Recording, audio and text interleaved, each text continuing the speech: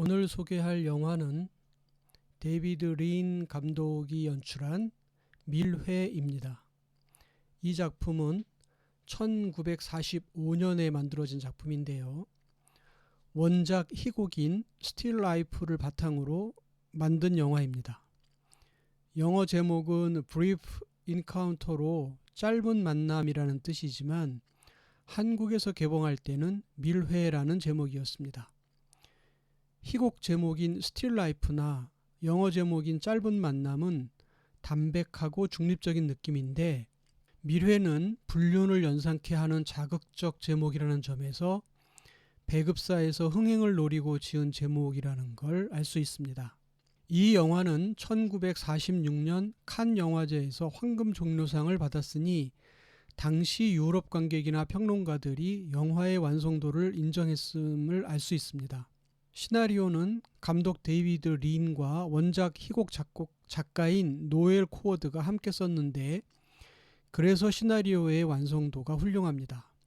현재의 시각으로 보면 너무 점잖고 결말도 윤리적 도덕적 선을 넘지 않는 일탈에 불과하지만 당시의 관객이 볼 때에는 남녀 주인공의 애절한 마음이 절절하게 느껴지는 영화였습니다. 스토리는 단순합니다. 평범한 가정주부 로라, 셀리아 존슨이 연기하고 있습니다.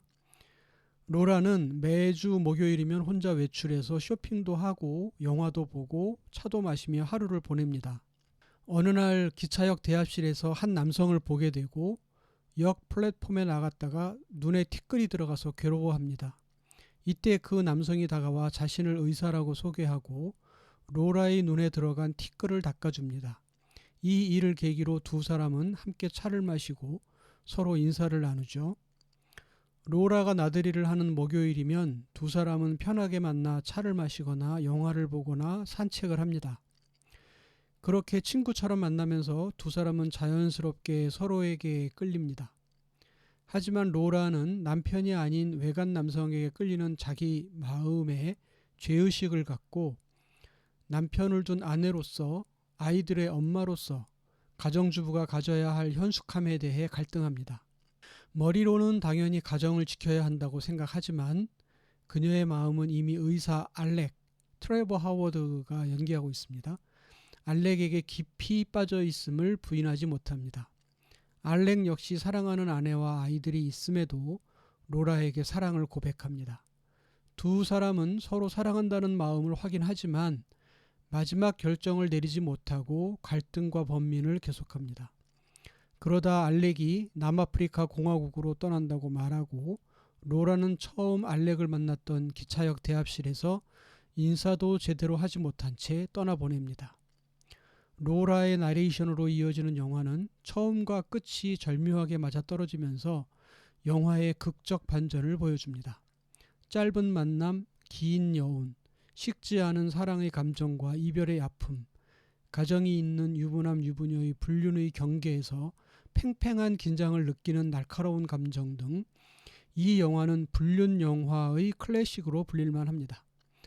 1984년에 개봉한 영화 폴링 인 러브 역시 많은 부분에서 미래와 비슷합니다. 무대는 뉴욕, 메릴 스트립과 로버트 드니로가 연기한 이 영화는 마치 밀회를 리메이크한 느낌입니다.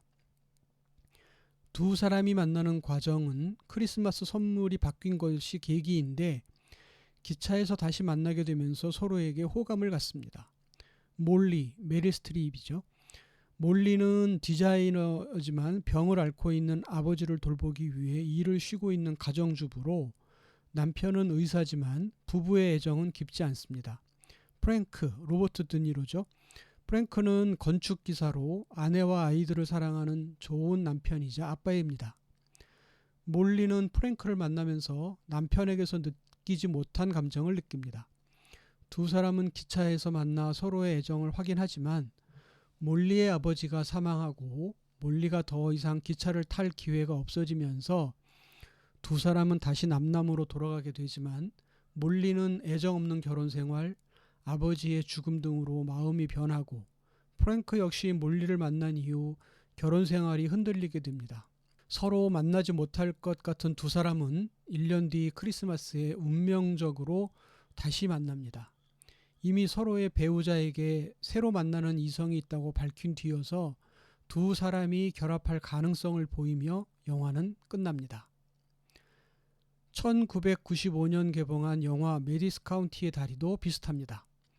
같은 제목의 소설이 베스트셀러였고 이 소설을 바탕으로 클린트 이스트우드 감독이 영화를 만들었습니다.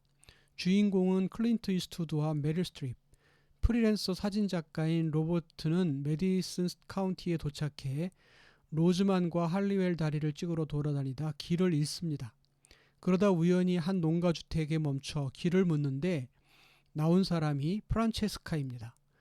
우연히도 프란체스카의 남편과 아이들은 일리노이주 박람회 구경을 하느라 나흘 동안 프란체스카 혼자 있게 된 것입니다. 길을 알려주게 된 인연으로 두 사람은 나흘의 시간을 함께 보냅니다.